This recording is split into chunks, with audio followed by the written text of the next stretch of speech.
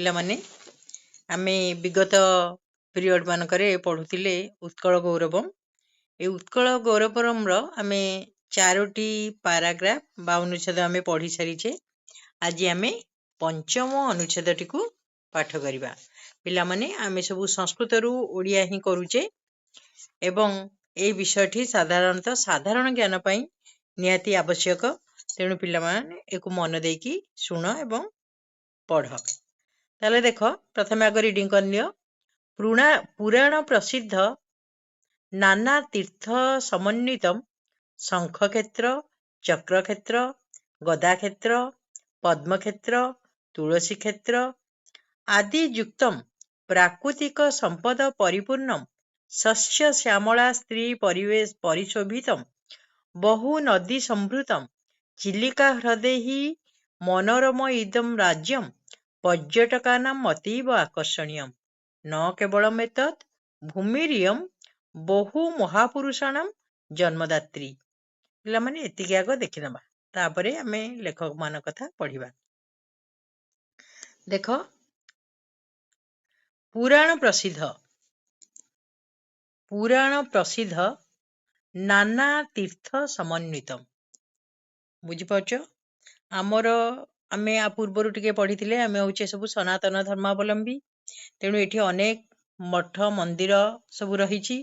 ତେଣୁ ପୁରାଣରେ ଯେତେ ଗୁଡ଼ିଏ ଆମର ମନ୍ଦିର ସବୁ ରହିଛି, ଯୋଉ ଯୋଉ ପ୍ରସିଦ୍ଧ ସ୍ଥାନ ରହିଛି, ସେଥିମଧ୍ୟରେ ଶଙ୍ଖକ୍ଷେତ୍ରମ୍, ଚକ୍ରକ୍ଷେତ୍ରମ୍, ଗଦାକ୍ଷେତ୍ରମ୍, ପଦ୍ମକ୍ଷେତ୍ରମ୍, ତୁଳସୀ କ୍ଷେତ୍ରମ୍ ଆଦି ଯୁକ୍ତମ୍ ପ୍ରାକୃତିକ ସମ୍ପଦ ପରିପୂର୍ଣ୍ଣମ୍। ବୁଝିପାରିଲ? ତାହେଲେ ଶଙ୍ଖକ୍ଷେତ୍ର ପିଲାମାନେ କାହାକୁ କୁହାଯାଏ? ପୁରୀ, ନାଇଁ କି? ଯୋଉଠି ଆମର ଶ୍ରୀ ଜଗନ୍ନାଥ ମନ୍ଦିର ରହିଛନ୍ତି, ଯୋଉଟା ତୁମେ ପୂର୍ବ ପାରାଗ୍ରାଫରେ ପଢିଥିଲ। ସେପରି ଚକ୍ରକ୍ଷେତ୍ରମ୍ କିଏ? ଭୁବନେଶ୍ୱର, ନାଇଁ କି? ଯୋଉଠି ରାଜାରାଣୀ ମନ୍ଦିର, ଲିଙ୍ଗରାଜ ମନ୍ଦିର ଇତ୍ୟାଦି ମନ୍ଦିର ମାଳିନୀ ରାଜ୍ୟ, ନାଇଁ କି? ସେଠି ବହୁତ ମନ୍ଦିର, ଅନେକ ମନ୍ଦିର ସବୁ ରହିଛି। ସେହିପରି ଗଦାକ୍ଷେତ୍ର କହିଲେ କିଏ? ସେ ଯାଜପୁର, ନାଇଁ? ଯୋଉଟା କି ଆମର କଣ? ବିରଜା କ୍ଷେତ୍ରମ୍, ବିରଜା ବିରାଜମାନ କରୁଛନ୍ତି। ବୁଝିପାରିଲ? ସେହିପରି ଆମର ପଦ୍ମକ୍ଷେତ୍ର କହିଲେ କିଏ? ସେ କୋଣାର୍କ, ନାଇଁ? ତୁଳସୀ କ୍ଷେତ୍ର କହିଲେ କେନ୍ଦ୍ରାପଡା, ଯୋଉଠି କି ଆମର ବଳଦେବ ଜୀଉ ମନ୍ଦିର ଅଛନ୍ତି, ନାଇଁ? ଏହିପରି ଆମେ ପୁରାଣ ପ୍ରସିଦ୍ଧ ଅନେକ ତୀର୍ଥକ୍ଷେତ୍ର ସ୍ଥାନ ସବୁ ଆମର ଓଡ଼ିଶାରେ ବା ଉତ୍କଳରେ ରହିଛି। ପ୍ରାକୃତିକ ସମ୍ପଦ ପରିପୂର୍ଣ୍ଣମ୍। ତେଣୁ ଏଇ ଉତ୍କଳ ଆମର ଅନେକ ପ୍ରକୃତି ଯୁକ୍ତ ଅନେକ ପ୍ରାକୃତିକ ସମ୍ପଦ ଦ୍ୱାରା ପରିପୂର୍ଣ୍ଣ। କେବଳ ସେତିକି ନୁହେଁ, ଶ୍ୟାମଳ ବନ ଶ୍ରୀ ପରିଶୋଭିତମ୍। ଏଇ ଆମ ଉତ୍କଳରେ ଅନେକ ସବୁଜିମା ବନାନୀ ରହିଛି। ତେଣୁ ଶ୍ୟାମଳ ବନ ଶ୍ରୀ ମାନେ ଶୋଭା, ପରିଶୋଭିତମ୍ ବହୁ ନଦୀ ସମ୍ଭୃତମ୍। ଅନେକ ନଦୀ ଆମ ଓଡ଼ିଶାରେ ରହିଛି, ନାଇଁ? ଯେମିତି ପ୍ରାଚୀ, କୁଶଭଦ୍ରା, ମହାନଦୀ, ଏମିତି ଅନେକ ନଦୀ ରହିଛି। ସେହିପରି ଚିଲିକା ଆଦି ହ୍ରଦେହି, ଚିଲିକା ସବୁ ପ୍ରଭୃତି ହ୍ରଦମାନ ମଧ୍ୟ ରହିଛି ଏଇ ଉତ୍କଳରେ, ନାଇଁ? ଏଇ ସବୁ ରହି ମନୋରମ ଇଦମ୍ ରାଜ୍ୟମ୍।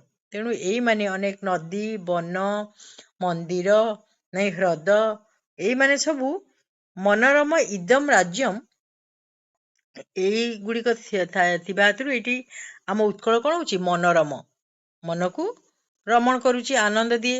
ତେଣୁ ଇଦମ୍ ରାଜ୍ୟମ୍, ଏହି ରାଜ୍ୟଟି ପର୍ଯ୍ୟଟକାନାମ୍ ଅତୀବ ଆକର୍ଷଣୀୟମ୍। ତମେ ସନ୍ଧି ବିଚ୍ଛେଦ ସେଠି କରିଦେଇ ପାରିବ।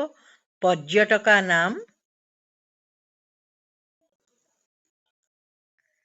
ହେଲା, ପର୍ଯ୍ୟଟକାନାମ୍ ଯୁକ୍ତ ଅତୀବ। ତମେ ଯଦି ଅତୀବ ସନ୍ଧି ବିଚ୍ଛେଦ କରିବ ତାହେଲେ ବି ମଧ୍ୟ କରିପାରିବ। ଅତି ଯୁକ୍ତ ଇବ, ଅତୀବ। ତାହେଲେ ଇଦମ୍ ମନ୍ଦିରମ୍ ପର୍ଯ୍ୟଟକାନାମ୍ ଆକର୍ଷଣୀୟମ୍ ନ କେବଳମ୍ ଏତତ୍, ହେଲା? ନ କେବଳମ୍ ଏତତ୍, କେବଳମ୍ ଯୁକ୍ତ ଏତତ୍, କେବଳ ଏତିକି ନୁହେଁ। ଭୂମିରିୟମ୍, ଟିକେ ସନ୍ଧି ବିଚ୍ଛେଦ କରିଦିଅ। ଭୂମି ହିଁ ଯୁକ୍ତ ଇୟମ୍ ହେଲା। ଏହି ଭୂମି ହିଁ ଇୟମ୍ ଏହି ଭୂମି ବହୁ ମହାପୁରୁଷାଣାମ୍ ଅନେକ ମହାପୁରୁଷ ମାନଙ୍କର ଜନ୍ମଦାତ୍ରୀ ହେଲା।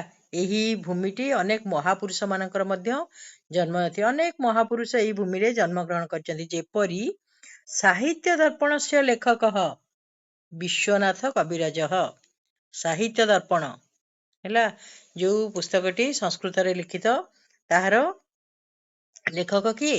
ବିଶ୍ୱନାଥ କବିରାଜ।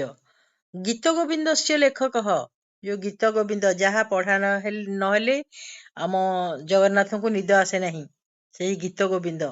ଗୀତ ଗୋବିନ୍ଦର ଲେଖକ ହଉଛନ୍ତି କିଏ? ଭକ୍ତ କବି ଜୟଦେବ ହେଲା। ତାହେଲେ ଗୀତ ଗୋବିନ୍ଦର ଲେଖକ ଭକ୍ତ କବି ଜୟଦେବ।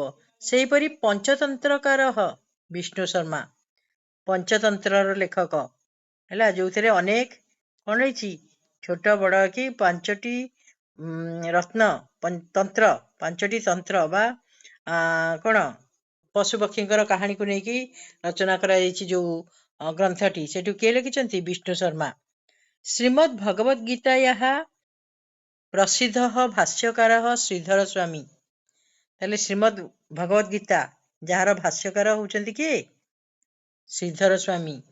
ଚ ଅସ୍ମିନ୍ ଭୂଖଣ୍ଡେ ଜାତାଃ ମଧ୍ୟ, ଚ କହିଲେ ମଧ୍ୟ ବା ଓ, ଅସ୍ମିନ୍ ଭୂଖଣ୍ଡେ ଜାତାଃ ଏହି ଭୂଖଣ୍ଡରେ, ଏହି ଉତ୍କଳ ଭୂମିରେ ବା ବର୍ତ୍ତମାନ ଯାହା ଓଡ଼ିଶା, ସେଠିରେ ଜାତ ହୋଇଥିଲେ। ଜନ୍ ଯୁକ୍ତ ଉତ୍କଳ ଭାଷା ଏହା କବିଷୁ ଓଡ଼ିଆ ଭାଷାରେ ଅନେକ କବି ମାନେ ମଧ୍ୟ ଏଠି ଜନ୍ମ ହୋଇ ଏହି ଉତ୍କଳ ଭୂମିକୁ ସେମାନଙ୍କର ସାରସ୍ୱତ ଲେଖନୀ ଦ୍ୱାରା ଉଦ୍ବୁଦ୍ଧ ମାନେ ସମୃଦ୍ଧିଶାଳୀ କରିଛନ୍ତି। ସେମାନଙ୍କ ଭିତରେ କବିଷୁ ସାରଳା ଦାସ, ଯିଏକି ମହାଭାରତ ଲେଖିଛନ୍ତି। ବଳରାମ ଦାସ ହେଲା, ଯିଏ ଆମର ଲକ୍ଷ୍ମୀ ପୁରାଣ ଯୋଉ ଆମେ ଘରେ ଘରେ ପ୍ରତ୍ୟେକ ମାର୍ଗଶିର ମାସରେ ପଢୁଛେ, ସେ କିଏ? ସେ ତାର ଲେଖକ ହଉଛନ୍ତି ବଳରାମ ଦାସ। ସେହିପରି ଅତି ବଡ଼ି ଜଗନ୍ନାଥ ଦାସ, ଯୋଉ ଆମେ ଓଡ଼ିଆ ଭାଗବତ ପଢୁଛେ, ଅତି ବଡ଼ି ଜଗନ୍ନାଥ ଦାସଙ୍କର ଲେଖା। ସେହିପରି ମହାପୁରୁଷ ଅଚ୍ୟୁତାନନ୍ଦ ଦାସ, ଯାହାଙ୍କର ଲେଖା ହଉଛି କଣ? ମାଳିକା। ନାଇଁ, ବହୁ ପ୍ରାଚୀନ ହେଲେ ମଧ୍ୟ ମାଳିକାଟି ଏବେ ବି ସୁଦ୍ଧା ସେଇ ଘଟଣା ସବୁ ଘଟି ଯାଉଛି। ସେମାନେ କେତେ ଦୂରଦୃଷ୍ଟି ସମ୍ପନ୍ନ ଥିଲେ ପିଲାମାନେ। ତେଣୁ ମହାପୁରୁଷ ଅଚ୍ୟୁତାନନ୍ଦ ଦାସ ମଧ୍ୟ ଏହି ଉତ୍କଳ ଭୂମିରେ ଜନ୍ମଗ୍ରହଣ କରିଥିଲେ। ସେହିପରି ମହାପୁରୁଷ ଯଶୋବନ୍ତ ଦାସ, ପଞ୍ଚସଖା ପିଲାମାନେ ଜାଣିଛ, ଜଗନ୍ନାଥ ଦାସ, ବଳରାମ ଦାସ, ଅଚ୍ୟୁତାନନ୍ଦ ଦାସ, ଅନନ୍ତ ଦାସ, ଯଶୋବନ୍ତ ଦାସ, ନାଇଁ କି ପଞ୍ଚସଖା। ସେପରି ମହାପୁରୁଷ ଅନନ୍ତ ଦାସ, ଏମାନଙ୍କର ମାଳିକା ଏବଂ ଅନ୍ୟାନ୍ୟ ଅନେକ କଣ ଭଜନ ଜଣାଣ ସବୁ ରହିଛି। ସେପରି ହାଡିଦାସ, ସାଲବେଗ ଯିଏ ଯାହାଙ୍କ ପାଇଁ ଜଗନ୍ନାଥଙ୍କର ରଥ ବହୁ ସମୟ ଧରି ଅଟକି ଯାଇଥିଲା ହେଲା।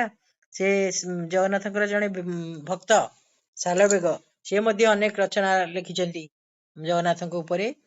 ସେହିପରି ଉପେନ୍ଦ୍ର ଭଞ୍ଜଙ୍କୁ ପିଲେ କିଏ ନ ଜାଣିଛ, ଭଞ୍ଜ ସାହିତ୍ୟର ସ୍ରଷ୍ଟା ସିଏ ଉପେନ୍ଦ୍ର ଭଞ୍ଜ। ବଳଦେବ ରଥ ନାଇଁ, କବି ସୂର୍ଯ୍ୟ ବଳଦେବ ରଥ। ଦୀନକୃଷ୍ଣ ଦାସ, ସେହିପରି ଭକ୍ତଚରଣ ଦାସ, ଅଭିମନ୍ୟୁ ସାମନ୍ତ ସିଂହାର ଇତ୍ୟାଦୟ, ଇତି ଯୁକ୍ତ ଆଦୟ ହେଲା। ଇତ୍ୟାଦୟ ହେଲା କେମିତି? ଇତି ଯୁକ୍ତ ଆଦୟ ପ୍ରଭୃତି, ନାଇଁ। ତାହେଲେ ଏଇମାନେ ସମସ୍ତେ ସୁପ୍ରସିଦ୍ଧା, ଲେଖକ ମାନଙ୍କ ଭିତରେ ଏମାନେ ସମସ୍ତେ ସୁପ୍ରସିଦ୍ଧ, ସମସ୍ତଙ୍କ ଅନ୍ତର ଭିତରେ ଏମାନେ ରହିଛନ୍ତି। ଆଧୁନିକ ଯୁଗେ ହେଲା, ଆଧୁନିକ ଯୁଗରେ ବା ସାହିତ୍ୟ ଯେତେବେଳେ ଆହୁରି ଅଗ୍ରାଧିକାର କଲା, ସେତେବେଳେ ଆମର ପୁଣି ସାହିତ୍ୟ ଜଗତକୁ ନିଜର ଲେଖା ଦ୍ୱାରା ସମୃଦ୍ଧିଶାଳୀ କରିଥିଲେ କିଏ? ଫକୀର ମୋହନ ସେନାପତି, ନାଇଁ, ଫକୀର ମୋହନ ରାଧାନାଥ, କବିବର ରାଧାନାଥ, ଗଙ୍ଗାଧର ନାଇଁ, ପ୍ରକୃତି କବି ଗଙ୍ଗାଧର, ମଧୁସୂଦନ ଭକ୍ତ କବି, କାନ୍ତ କବି ଲକ୍ଷ୍ମୀକାନ୍ତ ମହାପାତ୍ର ନାଇଁ, କାନ୍ତ କବି ଲକ୍ଷ୍ମୀକାନ୍ତ ପ୍ରଭୃତୟ, ଯାହାଙ୍କର ଆମେ ବନ୍ଦେ ଉତ୍କଳ ଜନନୀ ବୋଲୁଛେ ସବୁବେଳେ, ନାଇଁ, କାନ୍ତ କବି ଲକ୍ଷ୍ମୀକାନ୍ତ ପ୍ରଭୃତୟ ଉତ୍କଳ ଭାରତୀ ଆମର ଏଇ ଉତ୍କଳ ଜନନୀଙ୍କର, ଉତ୍କଳ ମାତାଙ୍କର, ଉତ୍କଳ ଭାରତୀଙ୍କର ସ୍ୱକୀୟ ହି ରଚନା ସ୍ତବ କେହି, ସ୍ୱକୀୟ ହି ନିଜ ନିଜ ଦ୍ୱାରା ରଚନା ସ୍ତବ କେହି, ରଚନା ସ୍ତୁତି ବା ସ୍ତବକ ଦ୍ୱାରା ଅଳଙ୍କୃତବନ୍ତଃ, ଅଳଙ୍କୃତ କରିଛନ୍ତି ନିଜ ନିଜର ରଚନା ଦ୍ୱାରା ଆମର ଉତ୍କଳ ଜନନୀଙ୍କର ଶରୀରକୁ କଣ କରିଛନ୍ତି? ଅଳଙ୍କୃତ କରିଛନ୍ତି।